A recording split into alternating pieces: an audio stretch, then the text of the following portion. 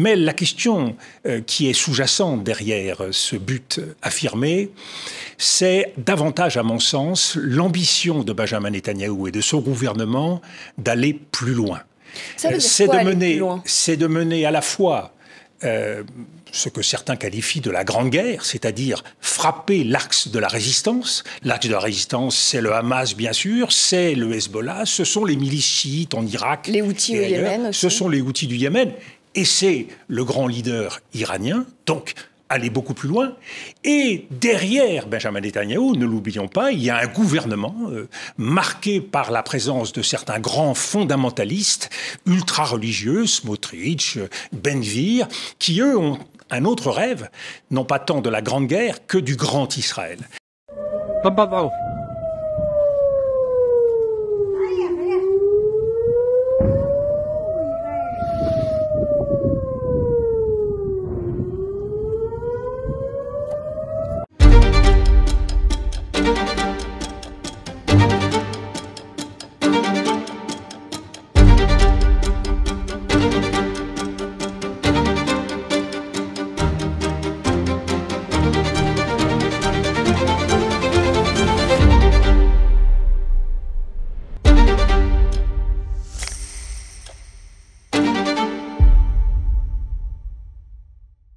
Chers camarades, chers citoyens, bienvenue à ce troisième épisode du programme Pôle Position de la Commission internationale de l'IPRCF. Aujourd'hui, nous allons parler de ce qu'il se passe au Proche-Orient, un sujet qui fait parler toute la planète pour des raisons assez évidentes, puisque depuis la semaine dernière, le régime de M. Netanyahou a décidé de bombarder de manière intense le Liban, y compris menant, comme nous l'avons appris assez récemment, à la mort du chef du Hezbollah.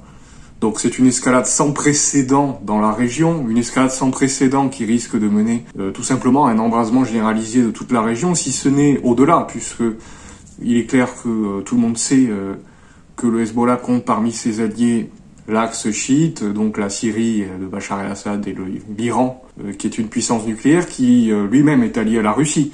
Donc le petit jeu des dominos, comme vous le voyez, peut très rapidement nous amener à une situation extrêmement grave.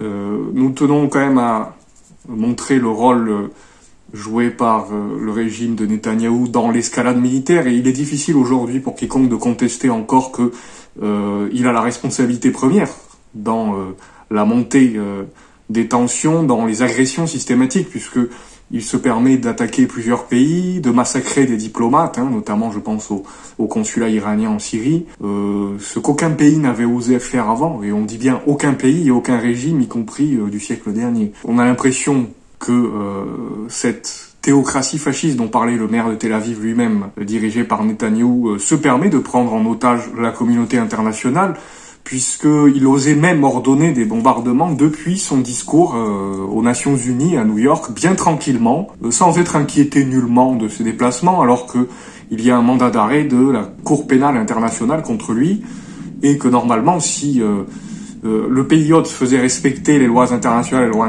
il aurait dû être livré tout de suite à son arrivée à New York, à la Cour pénale. Mais bon, les États-Unis ne sont pas signataires de la CPI, et on voit bien que le droit international et le droit de l'homme, ils s'en moquent éperdument quand ça ne les arrange pas. D'ailleurs, il faut signaler l'hypocrisie de la diplomatie états-unienne quand Biden annonçait un appel au cessez-le-feu. Au même moment qu'il annonçait ce cessez-le-feu, il faisait approuver par le Congrès un paquet de près de 9 milliards de dollars d'armes au régime israélien. En d'autres termes, on pourrait dire que il se moque du monde entier. On n'appelle pas un cessez-le-feu contre un pays qui agresse la région entière tout en lui donnant des armes au même moment. Que dire aussi des jérémiades de Macron qui, de toute façon, n'était pas à prendre au sérieux, vu qu'elle n'était suivie d'aucune mesure. C'est bien beau d'appeler à protéger le Liban, mais qu'est-ce qu'on fait si on n'arrête pas le régime israélien ? Il faut savoir que d'ailleurs Netanyahou s'est empressé de lui faire un bras d'honneur en réponse à l'ONU en ordonnant d'autres bombardements, dont ceux qui ont mené à la mort du chef du Hezbollah. Il faut rappeler des ressortissants français ont été tués, et c'est pas la première fois d'ailleurs dans ces bombardements, et qu'il n'y a aucune mesure de la diplomatie ici nationale et au niveau européen contre Israël pour ces mesures.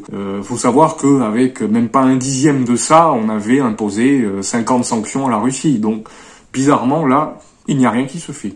Et pendant ce temps, M. Macron se balade au Canada, où il est d'ailleurs hué par les foules, dès qu'il le voit. Donc vous voyez que la situation est extrêmement préoccupante. En tant que organisation, le PRCF, nous soutenons évidemment la paix, nous appelons au cessez-le-feu, nous appelons à la désescalade. Nous appelons aussi à traduire en justice M. Netanyahou et son régime, enfin ses sbires, sa clique, tel que c'est demandé, par le mandat de la Cour pénale internationale, puisque son procureur avait émis un mandat d'arrêt contre Netanyahou et son ministre de la Défense pour crimes contre l'humanité et crimes de guerre, donc qui doivent être appliqués.